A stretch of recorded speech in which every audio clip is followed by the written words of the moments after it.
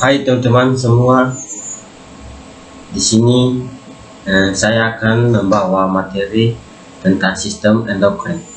Tetapi sebelum kita masuk di dalam sistem endokrin, saya akan memperkenalkan diri. Nama saya Vitus Hendrix Mahudin. NPM saya 12111421012153. Kelas keperawatan C, mata kuliah ilmu dasar keperawatan 1, dosen pengampu Ibu Grace Wakano Escape MCAP, program studi keperawatan Fakultas Kesehatan Universitas Kristen Indonesia Maluku tahun 2021. Ya, di sini kita akan masuk ke dalam pengertian sistem endokrin. Sistem endokrin adalah suatu sistem yang bekerja dengan perantara zat kimia atau hormon yang dihasilkan oleh kelenjar endokrin.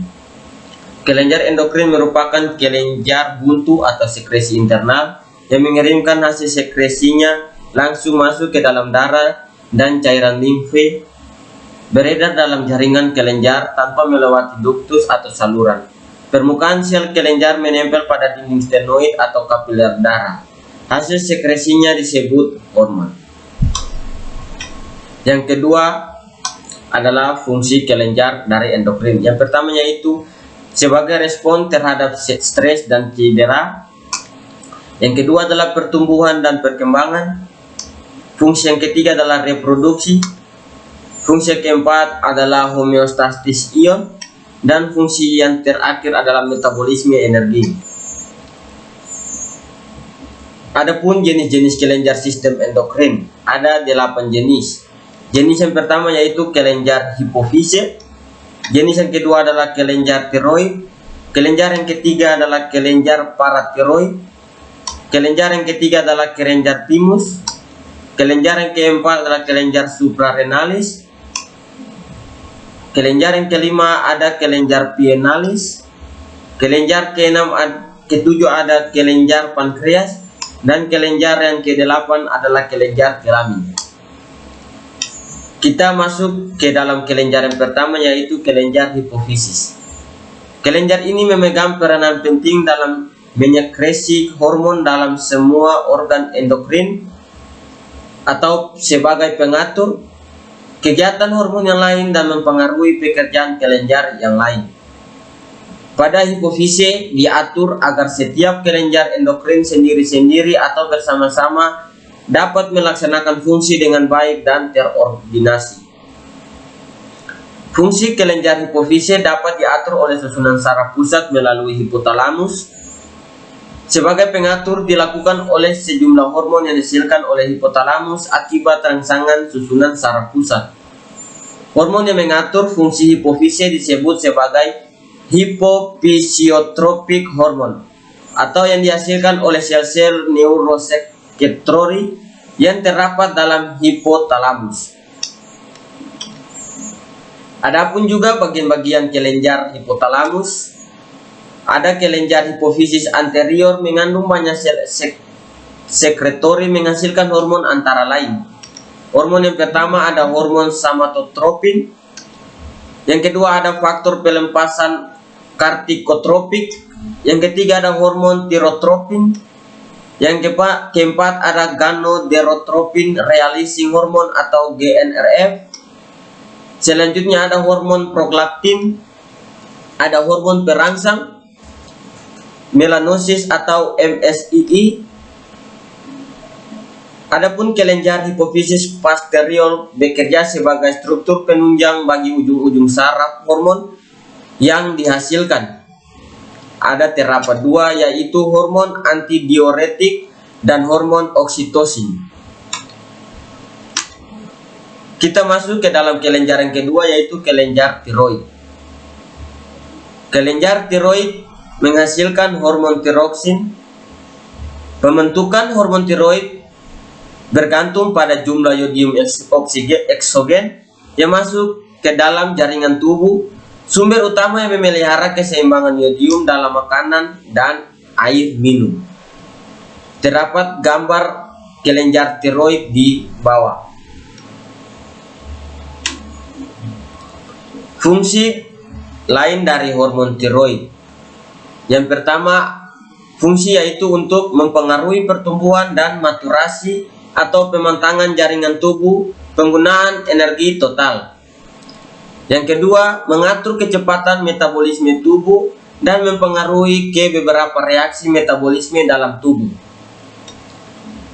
Yang ketiga, menambah sintesis asam nukleat atau RNA dan protein, suatu aksi yang mendahului meningginya basal metabolisme. Yang keempat, dalam konsentrasi tinggi, balance nitrogen negatif dan sintesis protein berkurang. Fungsi hormon yang selanjutnya, yang kelima, yaitu menambah produksi panas dan menyimpan energi pada konsentrasi hormon tiroid.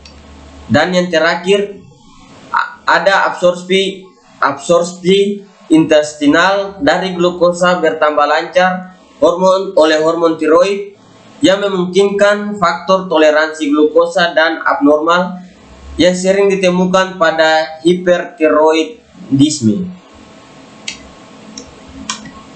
Selanjutnya adalah kelenjar paratiroid. Kelenjar paratiroid mampu menghasilkan hormon paratiroksin, yaitu adalah suatu peptida terdiri dari 84 macam asam amino.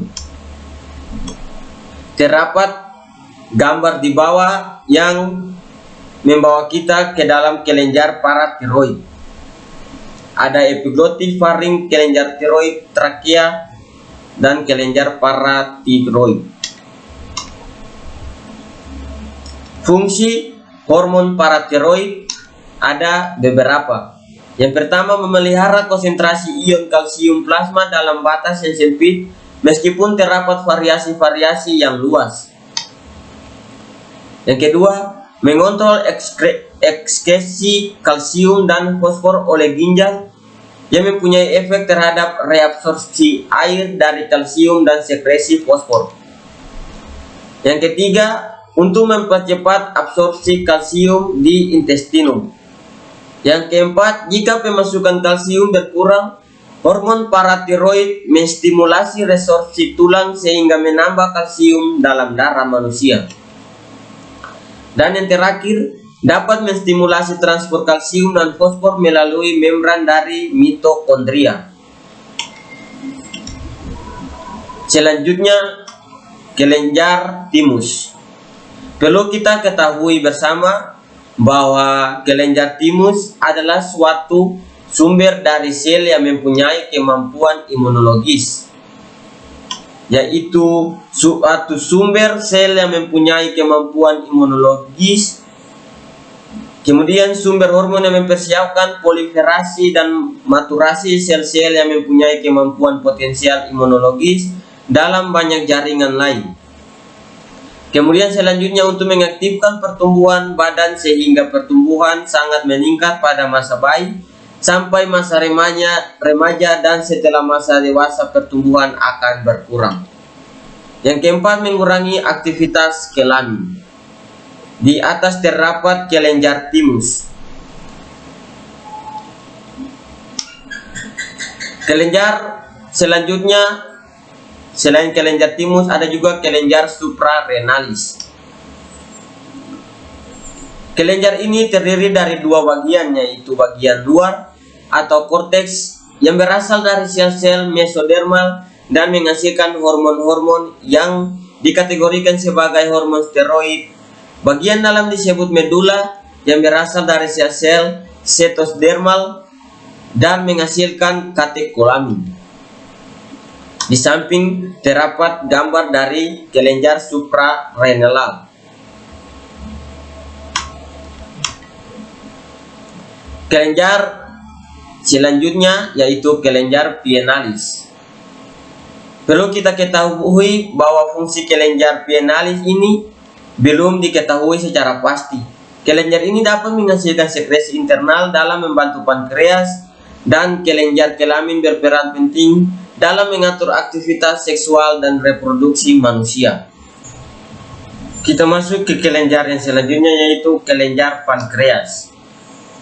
Kelenjar pankreas menghasilkan dua kelenjar yaitu kelenjar endokrin dan kelenjar eksokrin. Pankreas menghasilkan kelenjar endokrin dari bagian kelompok sel yang membentuk pulau-pulau Langerhans. Pulau-pulau Langerhans berbentuk oval tersebar di seluruh pankreas. Pankreas dalam tubuh manusia terdapat 1-2 juta pulau-pulau Langerhans yang dibedakan atas granulasi dan pewarna setelah dari sel ini menyekresi hormon insulin. Terdapat gambar kelenjar pankreas. Kelenjar yang terakhir yaitu kelenjar kelamin. Kelenjar gonad adalah testis pada pria dan ovarium pada wanita. Mempunyai fungsi endokrin dan reproduksi sebagai kelenjar endokrin.